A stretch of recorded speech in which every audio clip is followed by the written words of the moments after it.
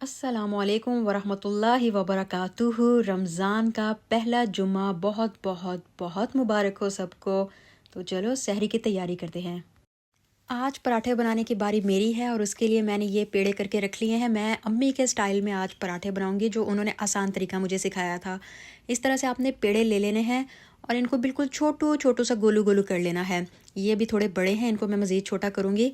फिर उसके बाद आपने जैसे ये पेड़ा है ना, इसके ऊपर घी लगा के फिर आप दूसरा पेड़ा रखोगे, फिर इस पर घी लगा के तीसरा पेड़ा रखोगे। तो इसलिए आपने छोटे छोटे पेड़े लेने हैं ताकि आप जब इनको एक दूसरे के ऊपर रख के उसके बाद आप रोटी बना के जब बेलो तो बहुत मोटा पराठा ना बने।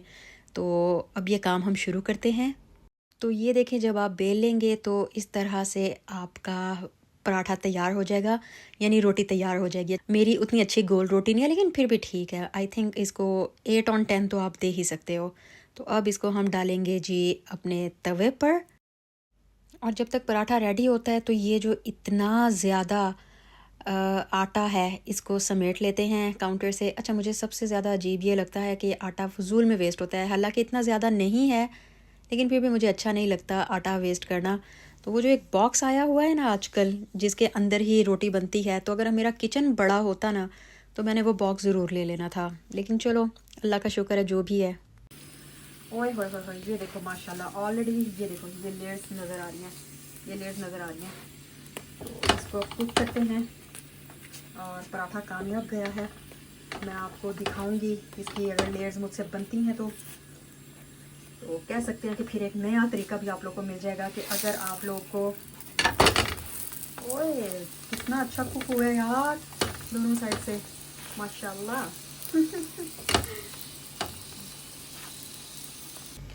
साथ में मैंने बनाया था जी ये भिंडी का सालन, तो इसको भी अब जो है माइक्रोवेव कर लेते हैं। तो हमारी सहरी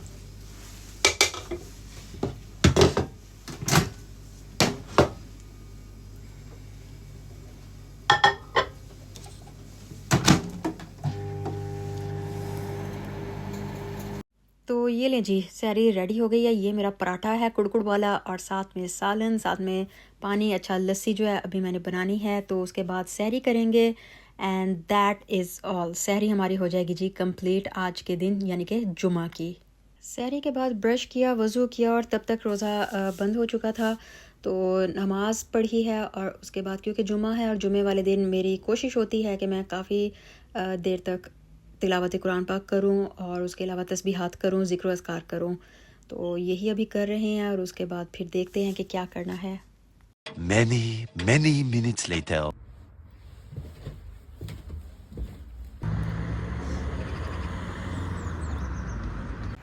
जितना प्यारा मौसम है, डिज़र्व करता है कि धूप सेकी जाए यहाँ पर बैठ के। लेकिन क्योंकि मुझे और भी काम है तो इसलिए मैं धूप नहीं सेक सकती। अभी मुझे जाना होगा, अपने काम निपटाने होंगे। सोई नहीं हूँ तो थकन हो जाती है, फिर बहुत से काम आज करने, बहुत ज़्यादा। यार यहाँ पर ना एक और चीज़ जो मुझे बड़ी पसंद है, रोड्स क्रॉस करना बड़ा आसान है। वरना मैं वो बंदी हूँ जिसको रोड क्रॉस करने से ही सबसे ज़्यादा डर लगता है। तो ये अभी इसका मतलब है रुक जाओ, बटन मैंने प्रेस कर दिया है। तो जब ये ग्रीन होगा तब हम चलेंगे, तब तक गाड़ियाँ अपने हिसाब से चल रही हैं, कोई मसला नहीं। और जब ग्रीन हो जाएगा तो फिर इन्होंने रुक जाना है और हमने फिर चल पड़ना है।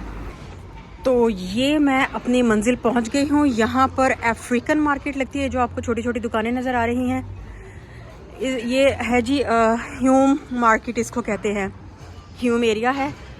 तो इसमें मुझे ये फ़ायदा हो जाता है कि इसमें 3-4 मार्केट्स इकट्ठी है। जैसे अब ये जो है फार्म फूड्स है, उसके बाद आगे एस्डा और B&M है।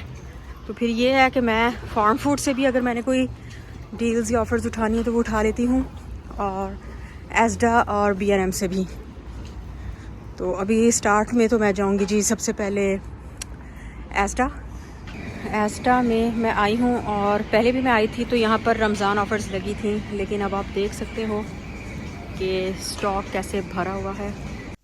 अच्छा, रमज़ान में जो एक बहुत कॉमन मसला है वो है आपको डिहाइड्रेशन हो जाती है। और आपने देखा होगा अक्सर रोज़ा खोलने के बाद थकन महसूस होती है, और सर दर्द होना तो बिल्कुल कॉमन सी चीज़ है। तो उसके लिए फिर हम इलेक्ट्रोलाइट्स लेते हैं। तो ये उसकी टैबलेट्स है। अच्छा, 220 उनकी प्राइस नहीं है, ये किसी और चीज़ की प्राइस है, ये थोड़े से एक्सपेंसिव होते हैं। तो यहाँ पर 2 फ्लेवर में मिल रहे हैं, ऑरेंज में और लेमन एंड लाइम में। तो इससे आपको एक तो हाइड्रेशन का मसला डिहाइड्रेशन का मसला ख़त्म होता है और उसके अलावा आप एनर्जाइज फील करते हो, विटामिन सी की कमी पूरी होती है। तो जनाब ये उठा लेते हैं, दोनों ही उठा लेते हैं, ऑरेंज वाला भी और लेमन एंड लाइम भी, फिर जो अच्छा लगा बाद में वही लेंगे। ये देखो जी मुझे क्या नज़र आया है यहाँ पर, ये हलाल रोल्स हैं, 20 वेजिटेबल रोल्स, फिर शेज़वान वालों के फिर ये 20 वेजिटेबल समोसास, 20 मीट समोसास और 20 चिकन समोसास लगे हुए हैं।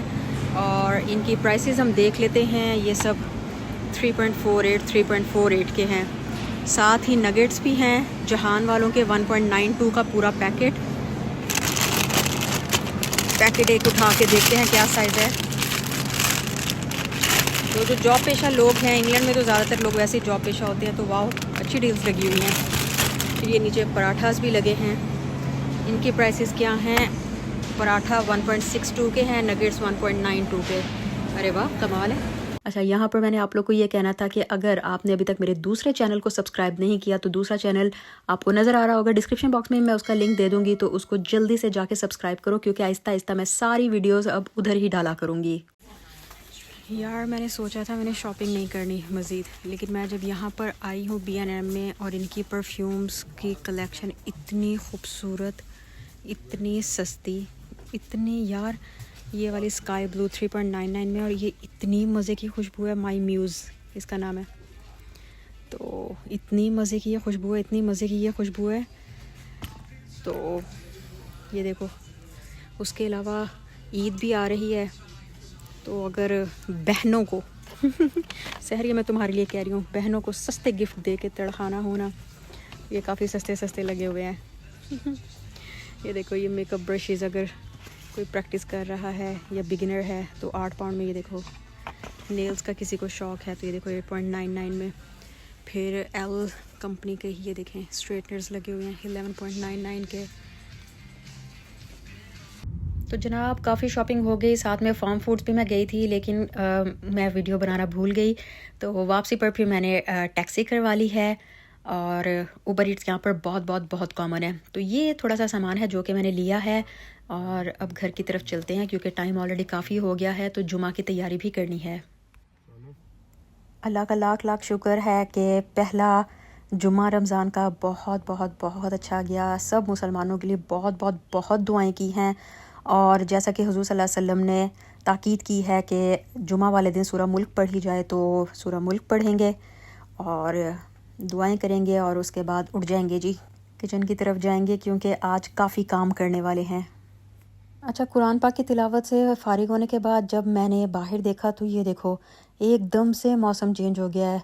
पहले जब मैं गई हूँ तो अच्छी खासी धूप थी, अच्छा खासा मौसम था, और अब क्लाउडी, और बारिश तो होगी ही होगी, क्योंकि जब इस तरह का क्लाउडी मौसम होता है तो बारिश ज़रूर होती है।